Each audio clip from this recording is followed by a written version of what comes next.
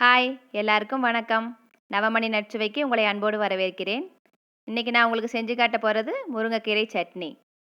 அதற்கு தேவையான பொருட்கள்: பூண்டு 15 பல், எண்ணெய் 1 டேபிள் ஸ்பூன், உளுந்தம்பருப்பு 1 டேபிள் ஸ்பூன், பச்சை கடலைப்பருப்பு 1 டேபிள் ஸ்பூன், நிலக்கடலை 1 டீஸ்பூன், மிளகாய் புளி தேவையான அளவு, முருங்கைக்கீரை 1 கைப்பிடி அளவு, பெரிய வெங்காயம் 3,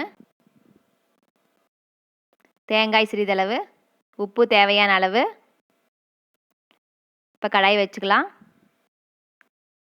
ஸ்டவ்வை ஆன் பண்ணிவிட்டு கடாய் காஞ்சதுக்கப்புறம் எண்ணெய் ஊற்றிக்கலாம். எண்ணெய் காயட்டும். உளுந்தம்பருப்பு, பச்சை கடலைப்பருப்பு,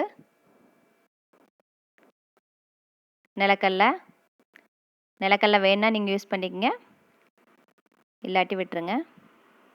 இப்போ நல்லா வணங்கட்டும். நல்லா கொஞ்சம் ஃப்ரை ஆகட்டும். மிளகாய் போட்டுக்கலாம். கொஞ்சம் நல்லா ப்ரௌன் ஆகட்டும். ப்ரௌன் கலர் ஆனதுக்கப்புறம்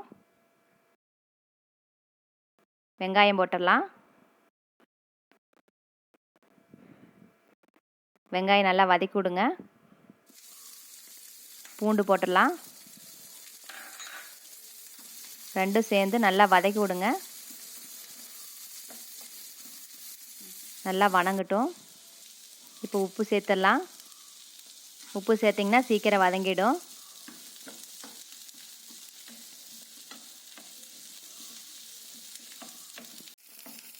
இந்த மாதிரி நல்லா ட்ரை ஆகட்டும். இப்போ முருங்கைக்கீரையை சேர்த்திடலாம். முருங்கைக்கீரை நல்லா நான் 1 கைப்பிடி அளவு எடுத்திருக்கேன். முருங்கைக்கீரை க்ளீன் பண்ணுறதுக்கு உங்களுக்கு கஷ்டமாக இருந்துச்சுன்னா முருங்கைக்கீரை வாங்கிட்டு வந்தோடனே நல்லா கழுவிட்டு ஒரு நியூஸ் பேப்பரில் சுற்றி வச்சுருங்க. மறாவது நாள் காலையில் எடுத்து பார்த்தீங்கன்னா எல்லாம் நல்லா உதிர்ந்துருக்கும். இப்போ கீரை நல்லா வதங்கிடுச்சு. கீரை நல்லா வதங்கினப்போ நல்லா வெடிக்கிற சத்தம் மாதிரி கேட்கும். இப்போ தேங்காய் போட்டுடலாம். தேங்காய் போட்டு நல்லா வதக்கி விடுங்க.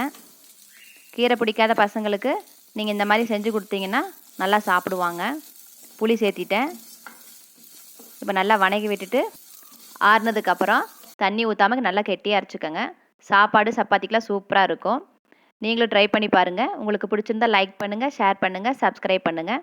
உங்களை அடுத்த வீடியோவில் சந்திக்கிறேன். இங்கே எதுவும் சுவைக்கும்.